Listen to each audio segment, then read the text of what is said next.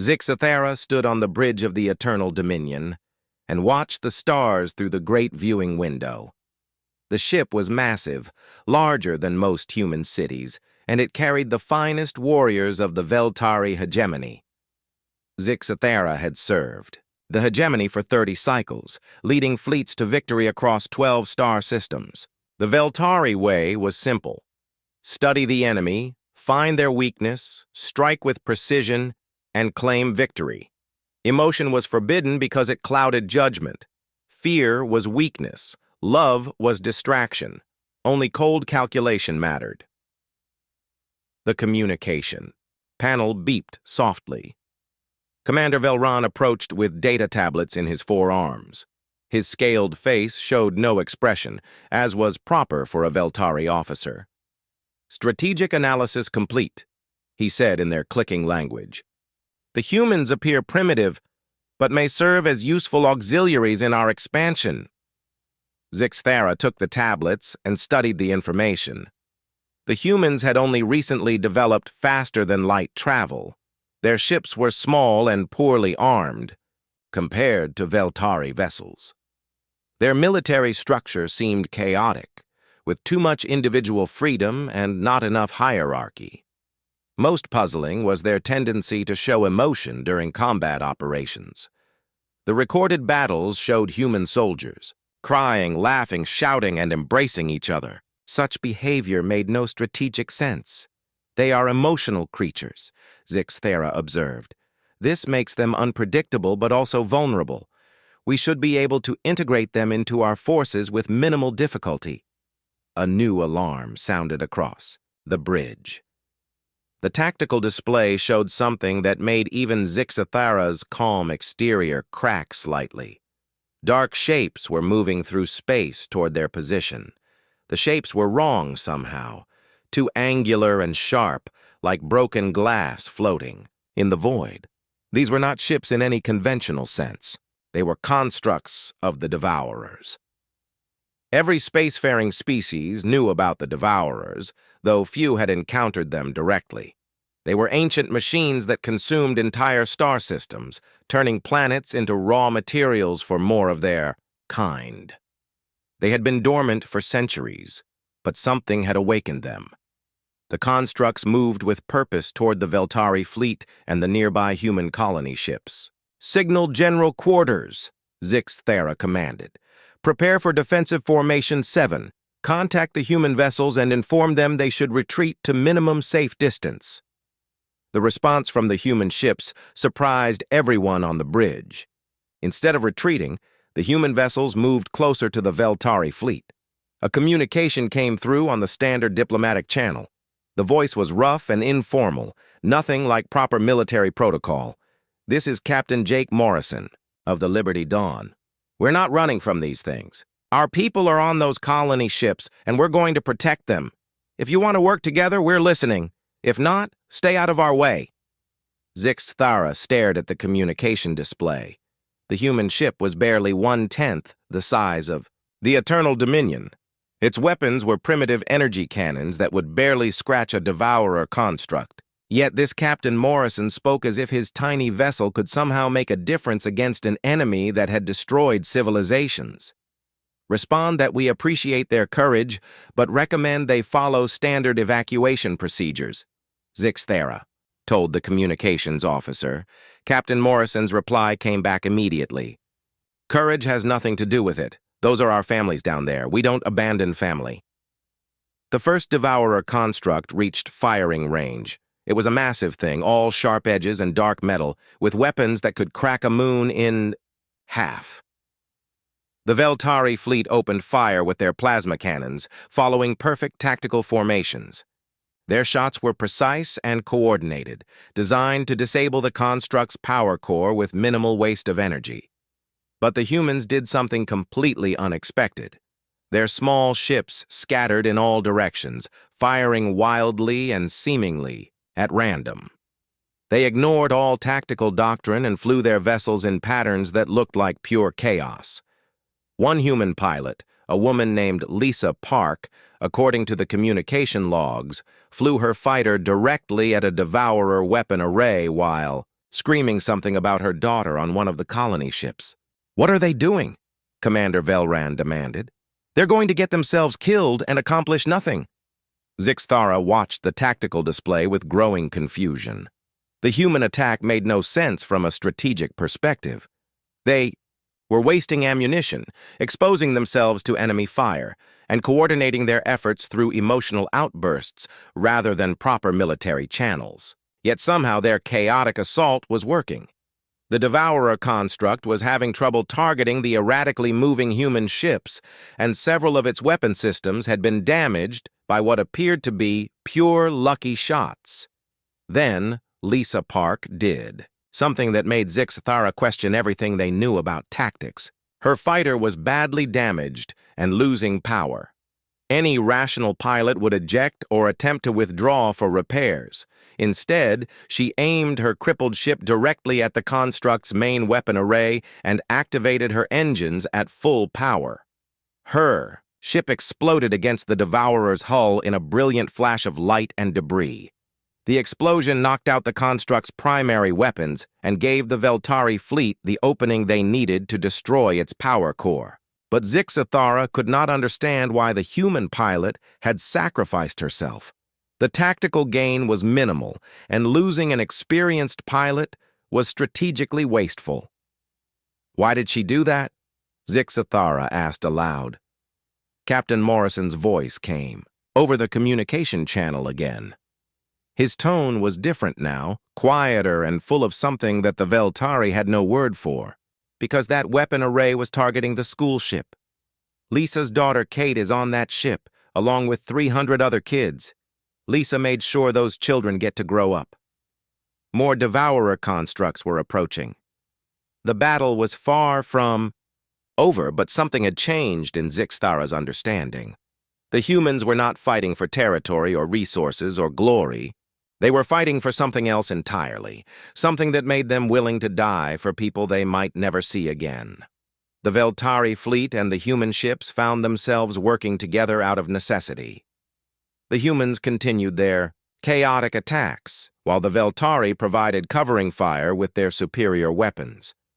It was messy and inefficient, but it was effective. When the last Devourer construct was destroyed, both fleets had taken significant damage. But the colony ships were safe. In the aftermath, Captain Morrison contacted the Eternal Dominion directly. "We need to talk," he said. "These Devourer things aren't going away, and neither of us can handle them alone. Maybe we can help each other." Zixthara looked at the tactical reports. The humans had lost 12 ships and over 200 crew members. By Veltari standards, such losses in a single engagement would be considered a defeat, regardless of the strategic outcome. Yet the humans were already making plans for the next battle, talking about modifications to their ships and new tactics to try. "Commander Velran," Zixthara said finally, "prepare a diplomatic envoy. I believe we need to learn more about these humans before we face the Devourers again." Velran's expression showed his disapproval. "They are emotional and unpredictable. Working with them will only introduce chaos into our operations." Zixthara watched the human ships moving among the wreckage, searching for survivors and salvaging what they could. One human vessel had stopped to rescue Veltari crew members from a damaged cruiser, even though the two species had been strangers hours before. "Perhaps," Zixthara said quietly, "but their chaos just saved 300,000 lives. We need to understand how that is possible." Zixthara stepped aboard the human flagship New Horizon 3 days after the first battle. The ship was smaller than any Veltari command vessel, and its corridors were filled with strange sounds. Humans laughed as they worked, called to each other across rooms, and played music from speakers mounted in the walls. It was chaos compared to the silent efficiency of Veltari ships. Admiral Kate Sullivan met Zixthara at the airlock. She was a small human woman with gray hair and lines around her eyes that spoke of many battles. She smiled when she saw Zixthara, which was confusing because smiling served no tactical purpose. "Welcome aboard," Admiral Sullivan said. "I hope you don't mind the noise. My crew works better when they're happy, and happy crews win more battles." Zixathera followed the Admiral through corridors filled with humans going about their duties. The ship was organized, but not in any way that made sense to Veltari military doctrine. Crew members of different ranks spoke freely to each other. Officers asked for opinions from enlisted personnel. Most strange of all, many of the crew had pictures of other humans attached to their workstations. "What are those images?" Zixathera asked, pointing to a photograph showing a human female with two smaller humans. "That's Petty Officer Johnson's family," Admiral Sullivan explained. "His wife Maria and their twin boys. Most of my crew keeps pictures of their loved ones nearby. It reminds them what they're fighting for." This made no sense to Zixathera. Veltari warriors focused only on the mission. Personal attachments were discouraged because they could compromise judgment. Yet the humans seemed to draw strength from thinking about people who were not even present. Admiral Sullivan led Zixathera to the ship's training deck, where human soldiers were practicing combat exercises. Staff Sergeant Tony Martinez was leading a group of Marines through scenarios that seemed designed to prepare them for fighting the Devourers. But the exercises were unlike anything in Veltari training manuals. "Okay, people," Martinez shouted. "The plan just went to hell, your communications are down, and the enemy is doing something completely unexpected. What do you do?" The Marines began moving in ways that looked random but somehow coordinated. They communicated with hand signals, voice calls, and sometimes just by looking at each other. When one Marine pretended to be wounded, two others immediately moved to help him, while the rest adjusted their positions to cover the rescue. "This is your idea of military training?" Zixathera asked Martinez after the exercise ended. Martinez grinned, which Zixathera had learned was a human expression of amusement. "Ma'am, with respect, we call it controlled chaos. See, the thing about plans is that they never survive contact with the enemy. So we train our people to think on their feet, adapt to changing situations, and never leave anyone behind." "But this introduces too many variables," Zixathera protested. "How can commanders maintain tactical control if individual soldiers are making independent decisions?" "That's the beauty of it," Martinez replied. "We don't try to control everything. We trust our people to do the right thing. Fear keeps you alive, but it also makes you fight harder for what matters." Zixathera spent the next several days observing human operations. The more they saw, the more confused they became. Humans made decisions based on factors that had nothing to do with tactical advantage. They took risks to save wounded comrades that would be considered wasteful by Veltari standards. They named their weapons, their ships, even their combat units after concepts like freedom, hope, and justice. The first joint training exercise was scheduled for the following week. Zixathera worked with Admiral Sullivan and her staff to plan an assault on a simulated Devourer facility. The Veltari contribution would be precise orbital bombardment, followed by organized ground forces advancing in standard formations. The humans would provide support and handle any unexpected developments. The exercise began according to plan. Veltari ships delivered accurate fire on predetermined targets, while ground forces advanced in perfect tactical formations. Everything proceeded exactly as the computer models predicted. Then the humans did what humans always seem to do. They changed everything. Major Ryan Cooper led the human ground forces, and he immediately deviated from the agreed-upon plan. Instead of following the Veltari advance, his troops split into smaller groups and began moving through areas that were supposed to be avoided. When Zixathera demanded an explanation, Cooper's response was typically human. "The simulation just threw us a curveball," he said over the radio. "There are supposed to be civilian prisoners in the lower levels. We can't just blast our way through if innocents might get hurt." "The simulation parameters did not include prisoners," Zixathera replied. "This is an unnecessary complication." "Maybe," Cooper said, "but we're going to check anyway. That's what humans do." The exercise quickly became chaotic. the human forces encountered simulated resistance that forced them to abandon their assigned objectives. Instead of retreating and regrouping as tactical, doctrine demanded, they began improvising new approaches. Some teams moved to rescue the simulated prisoners, while others created diversions to draw enemy attention. When the exercise computers simulated casualties among the human forces, Zixthara expected them to withdraw and reassess. Instead, humans did something that made no tactical sense. They refused to leave their wounded behind, even when doing so compromised the entire mission.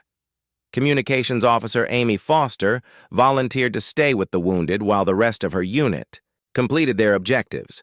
According to the simulation, her position was going to be overrun by enemy forces. She would almost certainly be killed, yet she calmly coordinated evacuation routes for the injured while preparing to face impossible odds alone. "This is tactically unsound," Zixthara told Admiral Sullivan. "She is sacrificing herself for soldiers who are already combat ineffective." Admiral Sullivan watched the exercise displays with an expression that Zixthara was beginning to recognize as pride. Amy Foster has 3 commendations for valor and a degree in xenobiology.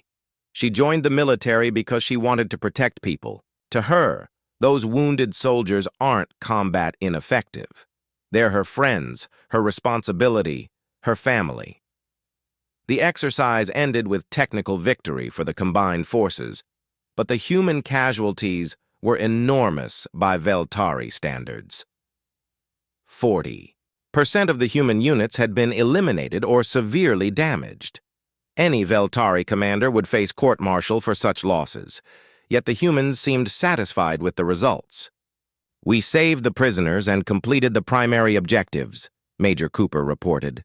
"The casualty rate was within acceptable parameters for this type of operation." Zixthara studied the after-action reports late into the ship's night cycle.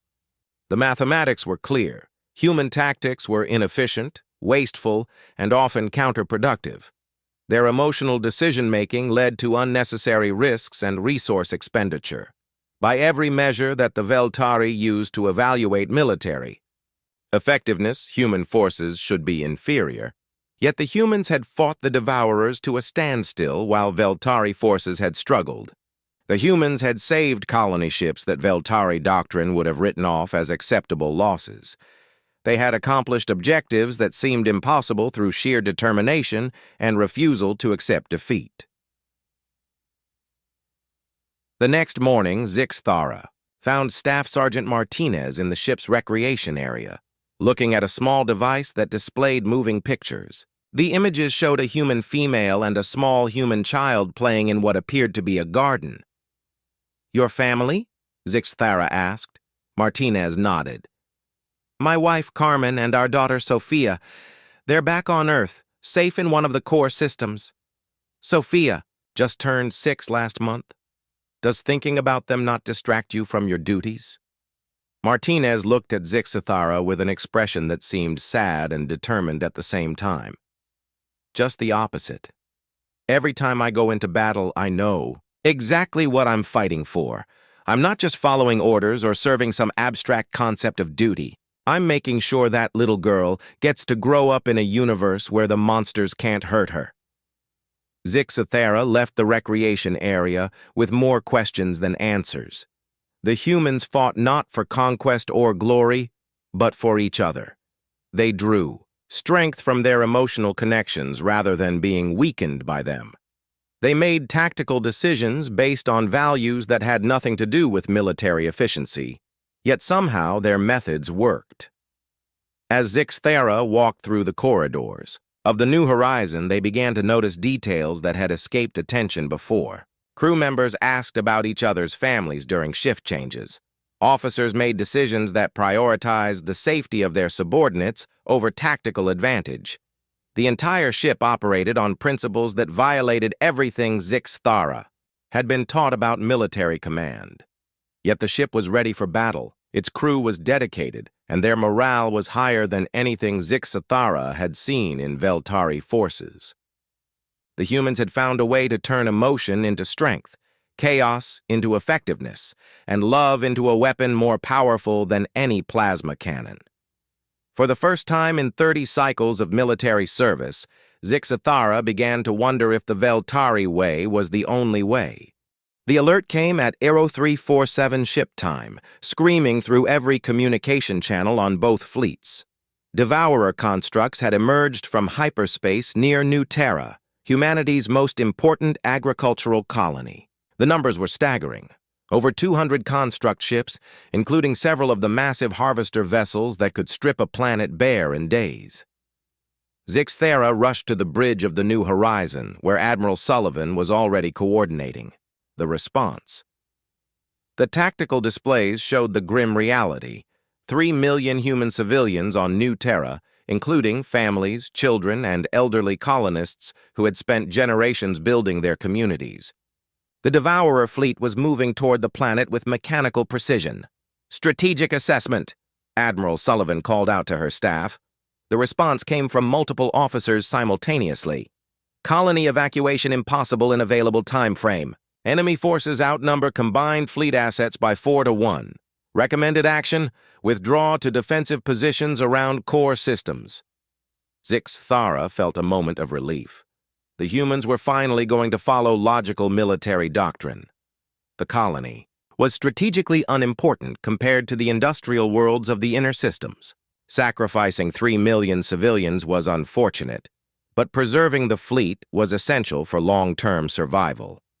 Admiral Sullivan studied the displays for exactly 30 seconds before making her decision. "Signal all ships. We're staying. Send word to New Terra that help is coming." The bridge fell silent except for the hum of equipment. Zixathara stared at the Admiral in disbelief. "This is tactically impossible," they said. "The enemy forces are overwhelming. You will lose the entire fleet and accomplish nothing." "Maybe," Sullivan replied calmly. "But those are our people down there.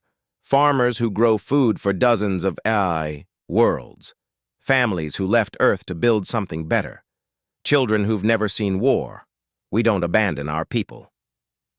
Communications from the Veltari fleet came through moments later. Commander Velran's voice was sharp with disapproval. "The strategic situation is untenable. Veltari forces are withdrawing to establish defensive positions at the Kepler Junction. We advise human forces to follow standard evacuation protocols." "Admiral," Sullivan took the communication herself. "Negative, Commander. We're making our stand here. If you want to help, we'd welcome the assistance. If not, we understand." The response was immediate. "This is illogical. You cannot save those civilians by sacrificing your fleet. The greater good requires strategic withdrawal." "The greater good," Sullivan said quietly, "is making sure that little kids get to wake up tomorrow in their own beds." Zixathara watched the Veltari fleet begin its withdrawal and felt something they had never experienced before: shame.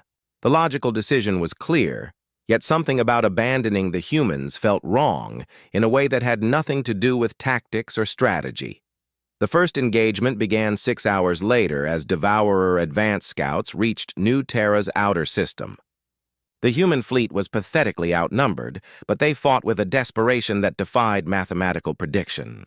Captain Ben Hayes led the first wave of defenders, his ship the Defiant ramming a Devourer construct twice its size to protect a group of evacuation transports.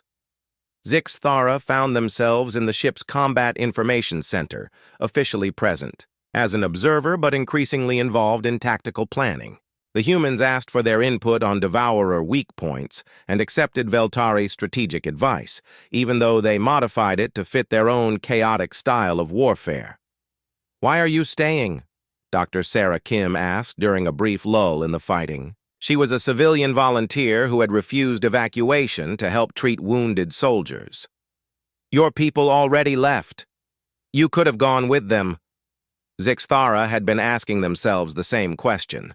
By every measure of military logic, they should have departed with the Veltari fleet. Yet when the moment came to leave, they had remained aboard the New Horizon. "I am studying human tactics," Zixathara replied, though they knew it was not the complete truth. Dr. Kim smiled the way humans did when they understood something that had not been spoken aloud. Of course you are. The siege of New Terra lasted 17 days.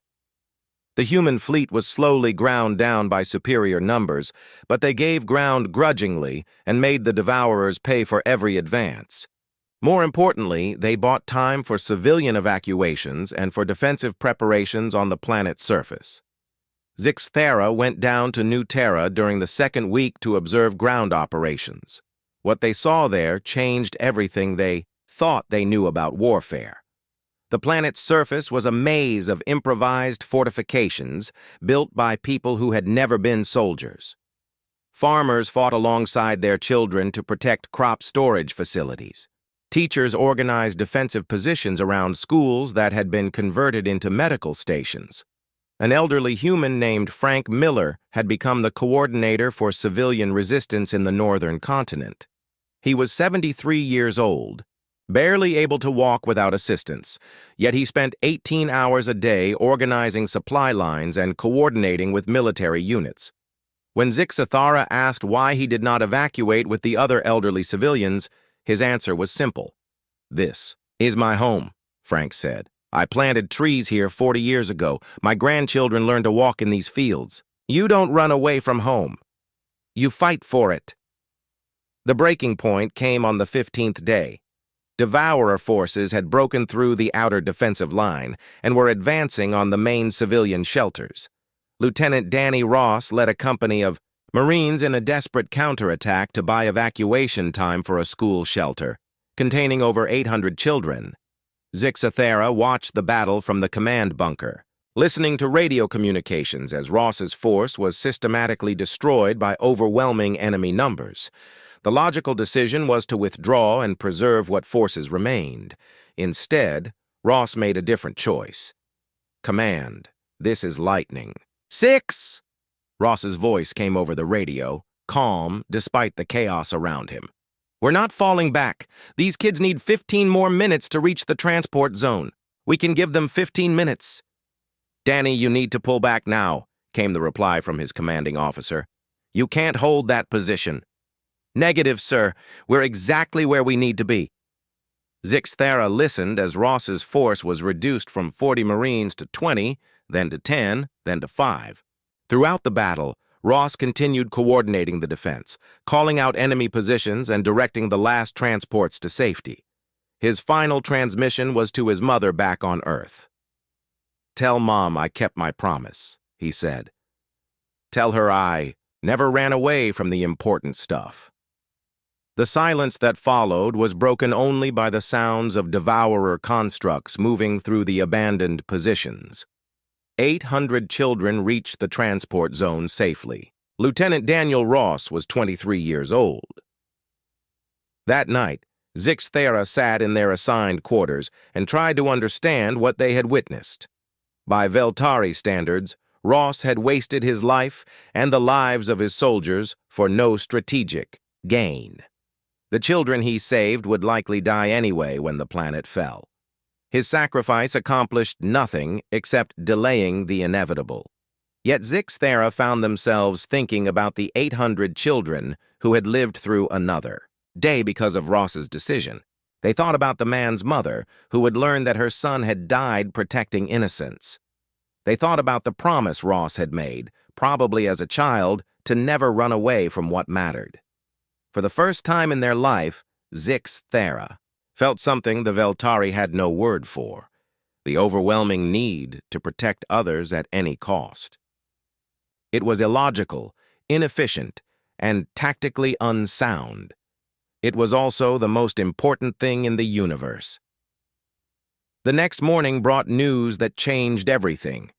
A Veltari relief fleet was approaching New Terra, led by Commander Velron himself. The message was brief and formal. Reconsidered strategic assessment, preparing to assist in defensive operations. Zixthera met Velron at the landing platform where his shuttle touched down. The commander's expression was carefully neutral, but Zixthera knew him well enough to see the uncertainty beneath. "What changed your mind?" Zixthera asked. Velron was quiet for a long moment, watching human soldiers helping evacuated civilians board transport ships. "The Hegemony Council received reports of our withdrawal from New Terra," he said finally. "The reaction was not what we expected.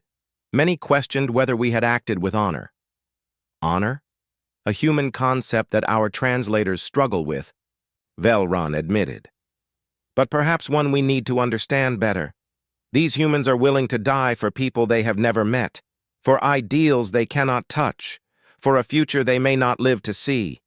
There is power in such dedication." Zixathara looked at their old commander and realized that the humans had changed him too. The rigid certainty that had always characterized Velran was gone, replaced by something more complex and harder to define. "What are your orders?" Zixathara asked. "To learn," Velran replied. "To fight alongside these humans and discover what makes them so formidable, and perhaps to find out what we have been missing in our pursuit of perfect tactical efficiency." The final battle for New Terra began at dawn on the 18th day of the siege.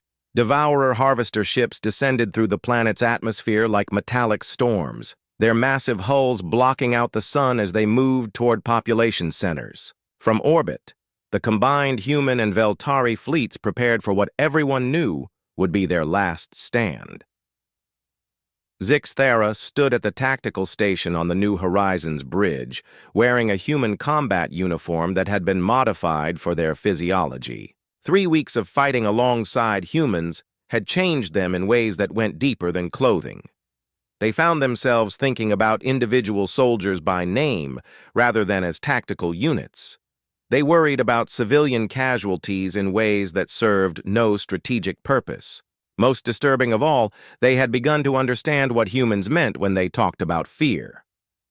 Admiral Sullivan called the final briefing at Oro 600 hours. Representatives from both fleets gathered in the New Horizons main conference room, their faces showing the strain of weeks of constant battle. The tactical situation was hopeless by any reasonable measure. The Devourer fleet still outnumbered them 3-1, and the harvester ships were already beginning to strip resources from New Terra's surface. "Ladies, gentlemen, and honored allies," Sullivan began, "we all know the numbers. We're outgunned, outnumbered, and out of time. But we've got something they don't understand. We're fighting for our home." Commander Velran spoke for the Veltari forces. His words were carefully chosen, balancing military protocol with concepts his people were still learning to comprehend. "The Veltari fleet will coordinate with human forces in whatever capacity serves the mission. We have observed that human tactical methods, while unconventional, possess effectiveness that our models cannot adequately predict." The plan that emerged from the briefing was a combination of Veltari precision and human improvisation. The Veltari ships would engage the primary Devourer fleet in a traditional battle line, using their superior firepower to draw attention away from the planet. Meanwhile, human forces would attempt a series of surgical strikes against the harvester ships, using their smaller, more maneuverable vessels to exploit weaknesses in Devourer defensive arrays. It was a desperate gambit that depended on perfect timing and more luck than any military commander should rely on. It was also the only chance they had. The battle began with a massive exchange of fire between the main fleets.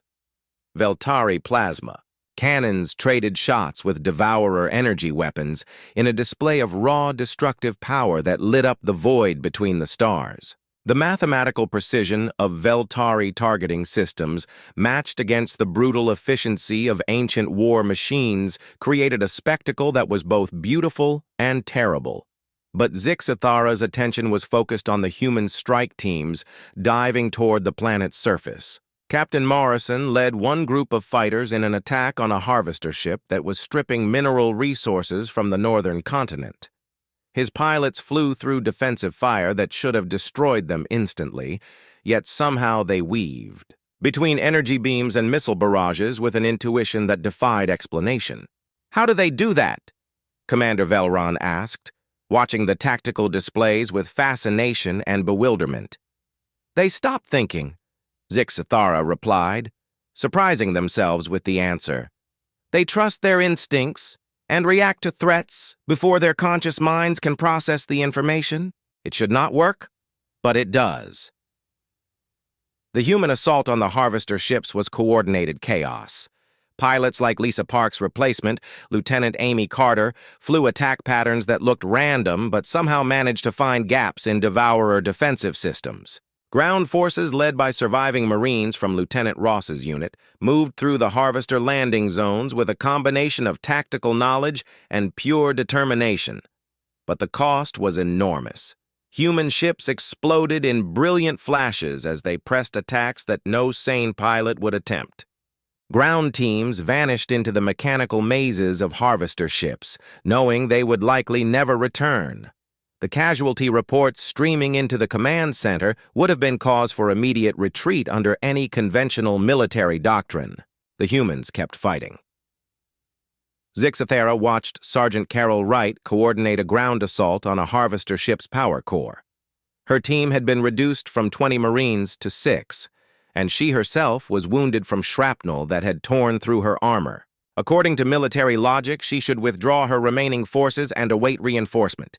Instead, she led her team deeper into the Harvester ship, calling out enemy positions while carrying a wounded comrade on her back. "Command, this is Ground Team 7? Wright's voice came over the radio, steady despite the sounds of weapons fire around her. "We've located the primary power coupling. Initiating demolition sequence." "Negative, Ground 7, came the reply from the tactical center. "Your exit route has been compromised. Abort the mission and withdraw." "Can't do that, sir," Wright replied. "This Harvester is heading for the school district. My daughter goes to school in that district."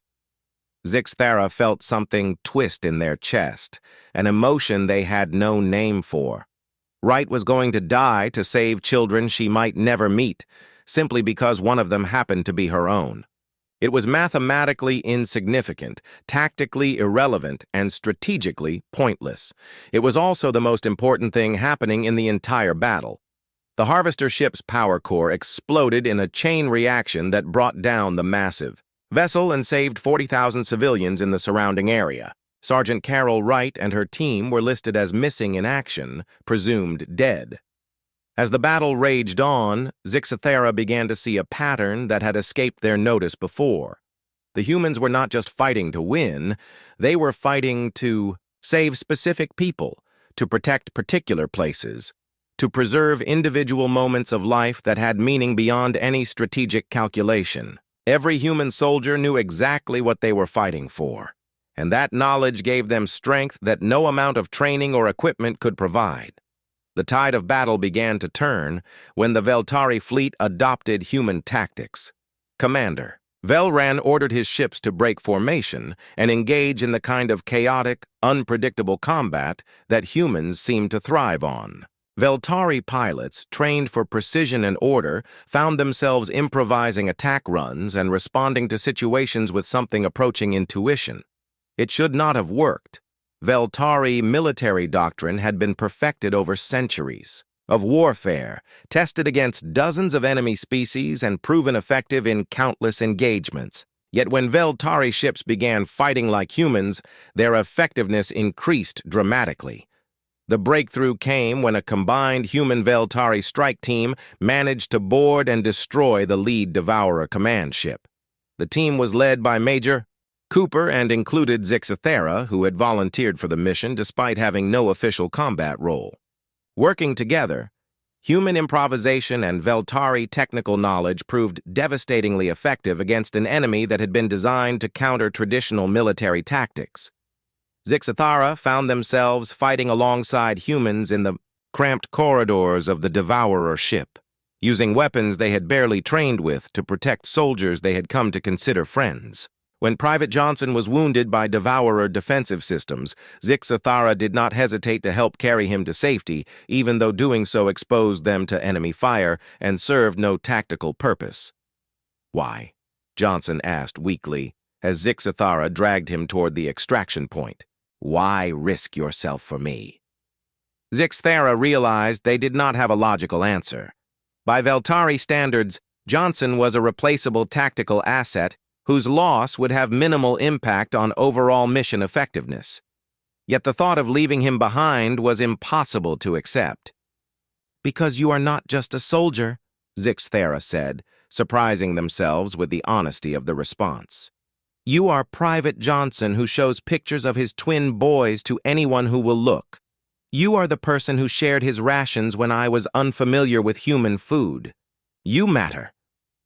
The destruction of the command ship sent cascading failures through the entire Devourer fleet. Without centralized coordination, the ancient machines began making tactical errors that allowed the combined human Veltari forces to exploit weaknesses in their formations. One by one, the massive constructs were destroyed or disabled, their mechanical perfection no match for the chaotic determination of beings who fought for reasons beyond logic. But victory came at a price that would haunt Zixthera forever. The final casualty reports showed losses that would have broken any conventional military force. Admiral Sullivan was among the dead, killed when her ship rammed a Devourer harvester to prevent it from reaching a refugee convoy. Over half the human fleet had been destroyed, and thousands of ground personnel were missing or confirmed dead. By Veltari standards, the Battle of New Terra should have been recorded as a Pyrrhic victory, a tactical success achieved at such cost that it constituted a strategic defeat. The human response was completely different. Captain Morrison, now promoted to admiral after Sullivan's death, addressed both fleets from the bridge of his damaged ship. His words were broadcast to every vessel and every surviving ground unit, and they revealed something about humanity that Zixthera was only beginning to understand. 3 months after the Battle of New Terra, Zixthera walked through the rebuilt streets of the colony's main city. The scars of war were still visible in damaged buildings and memorial walls covered with names of the fallen, but life had returned with a resilience that continued to amaze them. Children played in parks that had been battlefields, farmers tended crops in soil that had been scorched by energy weapons, and families gathered in homes that had been rebuilt from rubble. The Devourer threat was over, at least for now. The destruction of their command fleet had sent the remaining constructs into dormancy, returning them to the dark spaces between stars where they would wait for some future awakening. The combined human Veltari fleet maintained patrols throughout the sector, but the immediate crisis had passed. Zixthera's official role was now fleet liaison, a position created specifically to maintain cooperation between the two species. It was important work that served clear strategic purposes, but it was not the real reason they had chosen to remain with the human fleet instead of returning to Veltari space. The real reason was harder to explain, even to themselves. Something had changed during those weeks of fighting alongside humans, something that made it impossible to return to the rigid certainties of Veltari military doctrine. They had learned things that could not be unlearned, felt emotions that could not be forgotten, and seen possibilities that could not be ignored. Admiral Morrison found them at the memorial wall where Lieutenant Ross's name was engraved alongside hundreds of others. The young admiral had aged years in the months since his promotion, the weight of command and loss etched in lines around his eyes. But he still smiled when he saw Zixthera, the same warm expression that had puzzled them during their first meeting. "I got word from the Hegemony Council," Morrison said. "They want to meet with you when you're ready to return home." Zixthera traced Ross's name with one finger, remembering the young officer's final radio transmission. "What would I tell them?" they asked. "How could I explain what I have learned here?" "That's a fair question," Morrison admitted. "What have you learned?" Zixthera was quiet for a long moment, watching children play in the square where Devourer constructs had once landed. "I learned that strength and weakness are not what we thought they were," they said finally.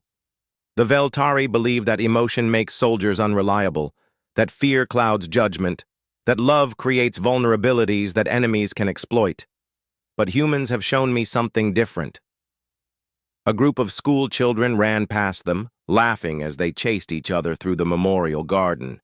One of them was Kate Park, daughter of the pilot who had sacrificed herself in the first battle.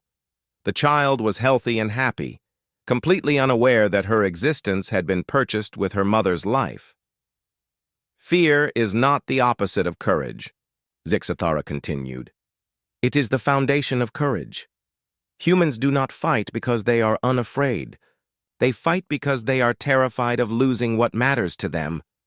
That fear makes them stronger, not weaker. Morrison nodded slowly. What else? Love is not a tactical weakness, Zixathara said.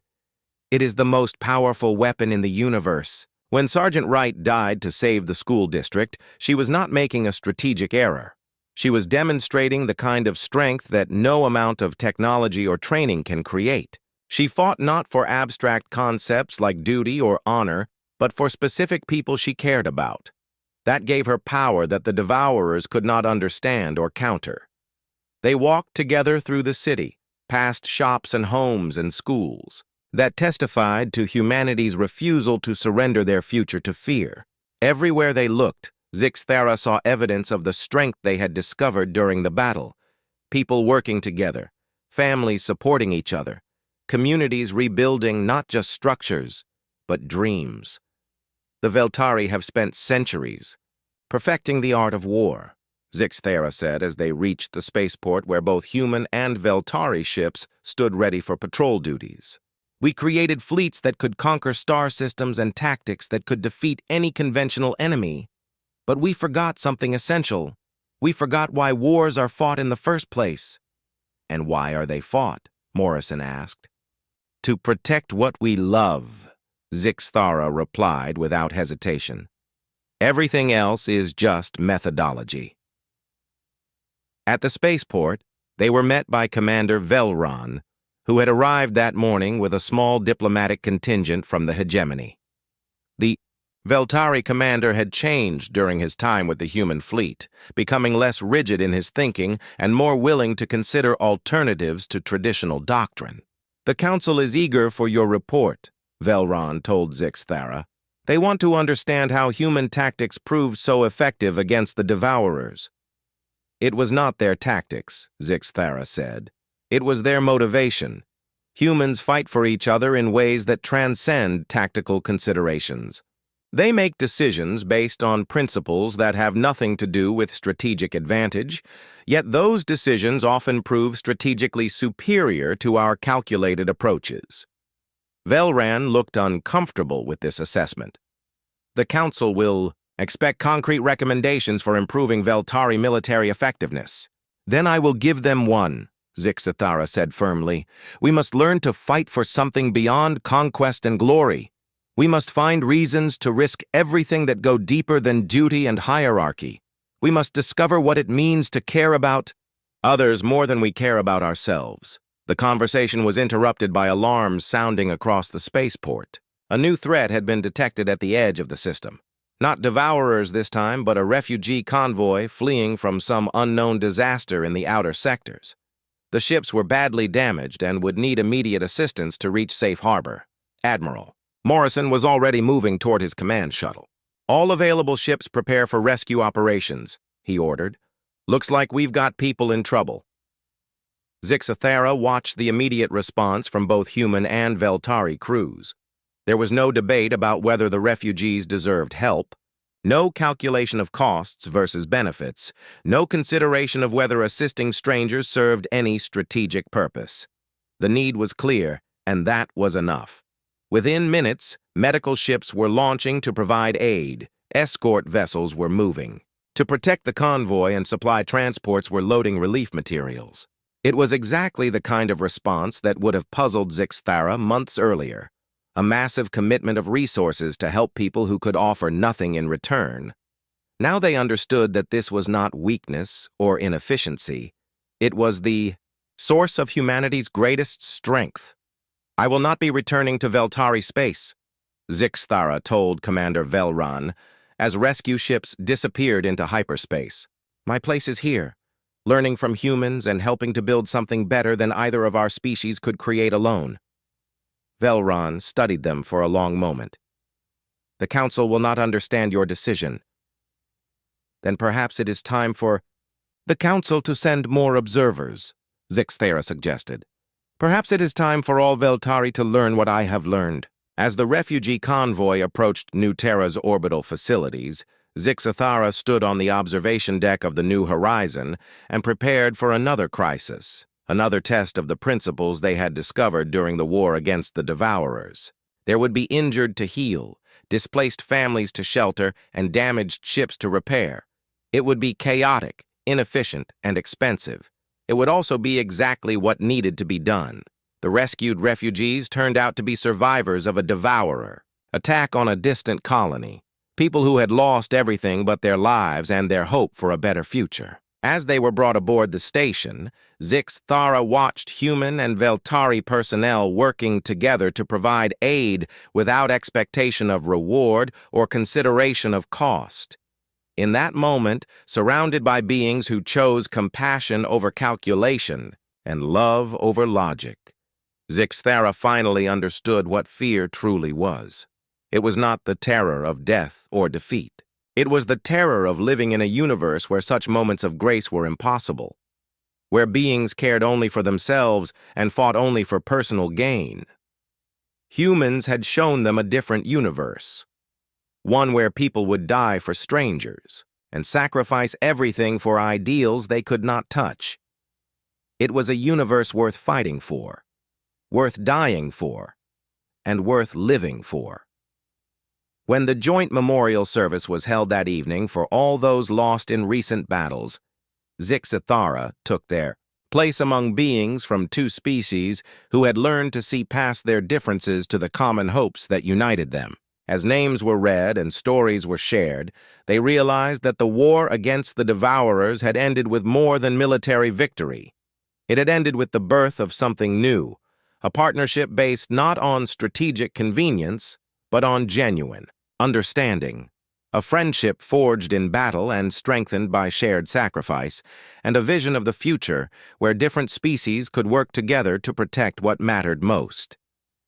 The memorial service ended with a moment of silence for the fallen, followed by a promise spoken by every person present, that their sacrifice would not be forgotten, that their example would not be wasted, and that the universe they had died to protect would be worthy of their gift.